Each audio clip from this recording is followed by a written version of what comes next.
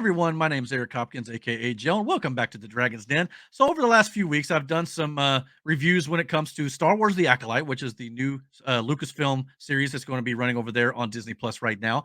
And I've been kind of critical of the first three episodes, especially, and we're at episode 5 now. I thought episode 4 was a bit of an improvement, but the first three episodes were not real good, in my opinion. Some of the bad writing, and obviously, they've been pushing some certain political agendas over there at Disney and some stuff like that that I'm not a big fan of. Now, I understand that Star Wars has always been political in some nature, but in this regard, it's more about the corporate stuff behind Disney and what they're doing there with their programming in general, not just in Star Wars. But Star Wars has been the one that's kind of been doing it the most as of late. But that notwithstanding, I did say that the series could possibly improve, and I thought that Episode 5 was a vast improvement. Now, I'm going to get into a little bit about that. Before we do, I want to drop the spoiler warning because I am going to drop a few spoilers. So if you've not had a chance to check out Episode 5 entitled Night, please check out right now and come back after you watch the episode, and we'll get into all the spoilers here in just a second.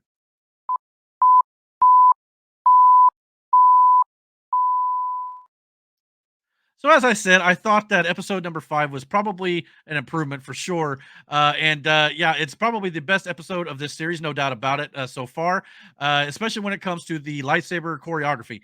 Most of this episode was basically lightsaber fights, and anytime you do that, you're going to get a big thumbs up from me, especially if it's choreographed well. These lightsaber fights in this episode here in particular were better than anything we saw in the sequel trilogy between Rey and Kylo Ren, in my opinion.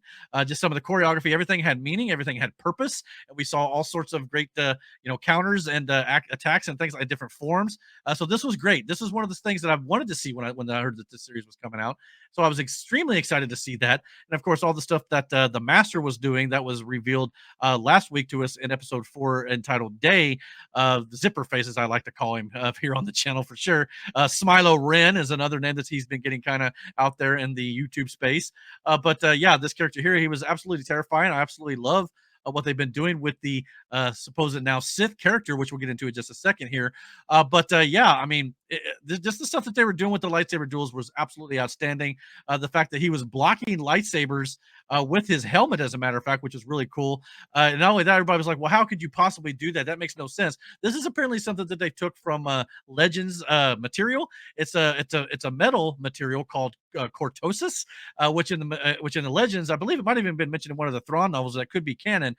Mentioned that there was a metal out there that could resist against lightsabers, and obviously it caused the lightsabers to stop working and then fritz, and they wouldn't start back up in this episode. So I thought that was really cool that they brought that into canon too, so we could use that going forward as well. The helmet obviously has some of the design of like Kylo Ren, especially in the dark. It looks a lot like a Kylo Ren mask, but if you look at it in closer detail and under lighting, it's actually got a brownish texture and lighting to it. So it actually stands itself apart a little bit from Kylo Ren in that regard. So I like the fact that they added some lore to this in canon. So that was really cool to see. So big thumbs up for me there as well. And of course, we got a couple deaths in the series. We obviously had a few deaths that I didn't expect. We had some of the main cast looks like. We got the young lady who played X-23 and Logan passed away here. Her character of Jecki got taken out in brutal fashion by the Master, as well as we got Yord was also taken out as well, which is kind of sad to see because I think both characters are very were actually kind of really nice in the show. They were actually one of the characters I did care about, so I did feel these deaths when it did happen. Just kind of something that I didn't expect them to do 5 episodes in, to kind of take out half their main cast, which was interesting to me. Obviously, the main Jedi soul is still around, so that's obviously the main plot thread that we're going to be tying into here. And of course, everybody talking about how the reveal of Kamir, which is the assistant to May, as I called last week here on the channel, was probably going to be the one behind the mask of the Master, or Zipper Face. That was revealed to be the case this week. They kind of telegraphed that a mile away. A lot of people saw that coming. Obviously, that wasn't a big surprise to a lot of folks. So I got that prediction right. But I thought the way he was acting and all the stuff he was saying was actually really well done. The script writing was pretty good in this episode, outside of some character motivations, which we'll get into in just a second. But obviously, he revealed to himself as he called himself what he would consider, I guess, the Jedi would consider a Sith, but he just wants to be someone who's able to use his dark side powers any way he sees fits, and he wants to have an apprentice or an acolyte, as he called it. So again, it's still not technically broke canon yet. I know everybody's talking about Kiadi Mundi in episode 1, The Phantom Menace, talking about how the Sith have been extinct for a millennia, and he was in this episodes a couple weeks ago, talking about you know this whole situation, but he did not know for a fact yet that it wasn't actually a Sith Lord. He's actually claiming to be what the Jedi would call a Sith, even though he doesn't necessarily refer to him as that. So the Jedi that were there on this planet with him know that, but everybody outside of Saul and Osha and May are dead now. So does this ever get back to the Jedi Council or the High Council in this case, here in the High Republic era?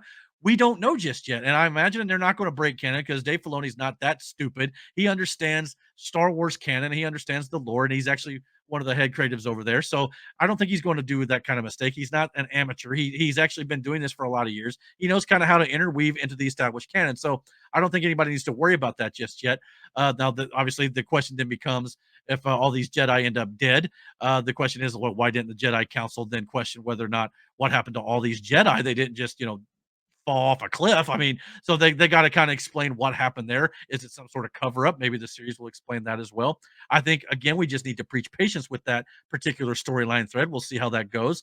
But yeah, even though the reveal of who the master was a little anticlimactic based on the fact they were telegraphing a little bit, it could have been Osha and May's mother, I suppose. You never really saw her body, where the family of the witches actually burned after May set their encampment on fire or whatnot. It could have been her per se, but it wasn't. It was Kamir. I think that's how you pronounce it. But anyway, yeah. So we'll just have to wait and see about the storyline thread when it comes to the Sith stuff. We'll see where it goes. Still 3 episodes remaining in season 1 of this show, so I'm willing to wait it out and see what happens. And there was again no political agenda in this episode, so that's always a plus in my opinion. Outside of obviously, the stuff that was already there. There was nothing new that they were pushing this week. So in that regard, it's a thumbs up for me in my opinion. So that's great to see. But the thing at the very end was kind of interesting to me. You had the motivation for May has kind of been going up and down, kind of going, well, May went from killing my sister to I love my sister, and Osha went from I love my sister to kill my sister. And then, May's like, I don't need to kill the Jedi, I just need to get my sister back. And then she tries to talk to her sister, and now she's mad at Osha because she feels like the Jedi brainwashed her. Osha feels like the Sith brainwashed May, and it's a whole convoluted mess. But there's some of it makes sense to a degree because I think that at least in May's case, where she switches spots here with Osha, cutting her hair off here to kind of blend in as Osha and go with Saul to kind of dupe him, and probably I'm sure her goal is to kill Saul off as well because she blames the Jedi for taking her sister away from her. So I like that aspect of it, but it was just kind of weird to see May kind of go from, well, I don't need to kill the Jedi to now I need to kill the Jedi again. It was a little weird. So I think in that regard, it could have had a little bit of writing to kind of fine tune that just a little bit, in my opinion. But other than that, I thought this was an interesting twist at the end to have the Master Kamir, who looked to have maybe been killed off by a bunch of insects that Osha set a trap for him using her droid Pip on his back. I thought that was kind of cool. But Kamir ended up surviving that as well. And he finds Osha, who he thinks is May, which you would think that Saul and Kamir would be able to sense the fact that the woman who that is with them is not Osha or May. That was the other one. But we'll wait to see if they end up sensing something like that coming up in next episode. We'll see if that ends up being the case. But obviously, the tracker alien found the Pip droid. I kind of feel like he's going to kind of blow the whistle on May trying to get to Saul, and Saul will kind of warn Saul before it happens. So we'll see what happens there. But overall, I thought this was a pretty decent episode, all things considered, for episode 5. So I think it's got some potential to actually end up being good at the end of the season. Started off a little rocky, in my opinion, but hopefully they'll get there. And maybe we can kind of, if it ends strong, maybe it'll kind of, push aside some of the negative criticisms I had early on in the season, and we'll see where it goes from there. But what do you guys think?